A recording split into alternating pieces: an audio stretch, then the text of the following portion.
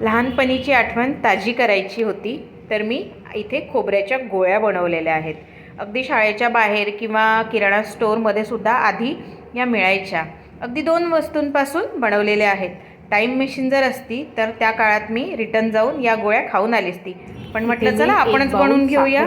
तर रेसिपीला सुरुवात करूया. सुरुवात करण्याआधी तुम्ही जर ही रेसिपी फेसबुकवर बघत असेल तर माझ्या पेजला फॉलो करा. यूट्यूबवर बघत असाल तर माझ्या चॅनलला सबस्क्राईब करा. त्याचबरोबर लाईक, शेअर आणि कमेंट करायला विसरू नका. हॅलो फ्रेंड्स, मी लतिका, लतिकाज किचनमध्ये तुमचं स्वागत आहे. इथे गॅसवर मी कढई ठेवलेली आहे.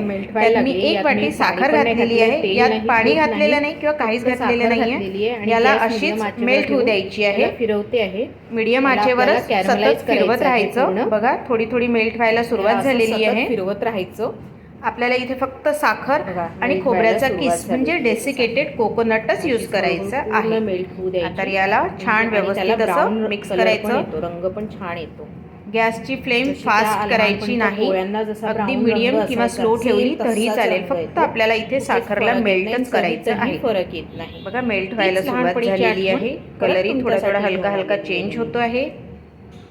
बघा इथे कलर चेंज झालाय. अर्धी साखर मेल्ट झालेली आहे. आता अजून याला मेल्ट करायचं आहे. याला असं सतत फिरवत. त्याचबरोबर माझ्या चॅनलवर वेगवेगळ्या रेसिपीज अवेलेबल आहे. अगदी इझी रेसिपीज सुद्धा अवेलेबल आहेत. तर नक्की व्हिजिट करून तुम्हाला कुठली रेसिपी आवडली ते कमेंट करून मला नक्की कळवा. बघा इथे साखर पूर्ण मेल्ट झालेली आहे. त्याचबरोबर रंग बनवण्याचं टेंडर आलेला आहे. अगदी त्या गोळ्यांसारखाच घातलेली आहे आणि खूप छान लागते. मी तुम्हाला आधी म्हटलं टाइम मशीन जर असती तर मी त्या शाळेच्या दिवसात वापस जाऊन ते दिवस काय मजेचे दिवस होते.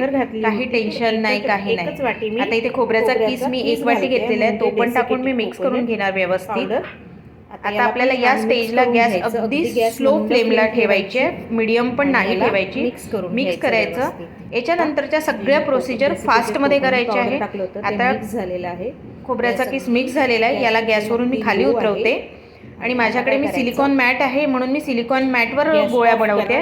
तुम्ही ताटली घेऊन किंवा ताटाला तूप किंवा तेल लावून त्यावर तुम्ही करू शकता. बघा अशा प्रकारे ताटली घेऊन त्याला तूप किंवा तेल लावून त्यावर तुम्ही एक ड्रॉप यायचे टाकू शकता. आता मी बघा चमच्याने घेणार पटापट वरती करून ड्रॉप टाकणार आपल्या अगदी गोळ्यांच्या शेपमध्ये. फक्त अशा प्रकारे त्याला काढून घ्यायचं बस, म्हणजे त्याच्या गोळ्या बनेल. थोड्याशा थंड झाल्या, हात लावण्या एवढ्या कोमट झाल्या की त्याला तुम्ही गोल गोल शेप देऊ शकता. तुम्हाला ही प्रोसिजर मी सांगितलेली आहे. थोडं स्पीडनी करावं लागेल. अशा प्रकारे मी सर्व टेस्टी लागतात. मला तर खरंच या गोळ्या खाल्ल्या की आता तर या गोळ्या मिळतच नाही, कुठेच नाही मिळत. तर म्हटलं चला तुमच्याशी शेअर कराव्या, आपल्या परिवाराशी शेअर कराव्या. तर करून बघा, खाऊन बघा. तर कशी वाटली रेसिपी नक्की कळवा. त्याचबरोबर भेटूया पुढच्या रेसिपी. तोपर्यंत बाय. बघा मग करून. बाय.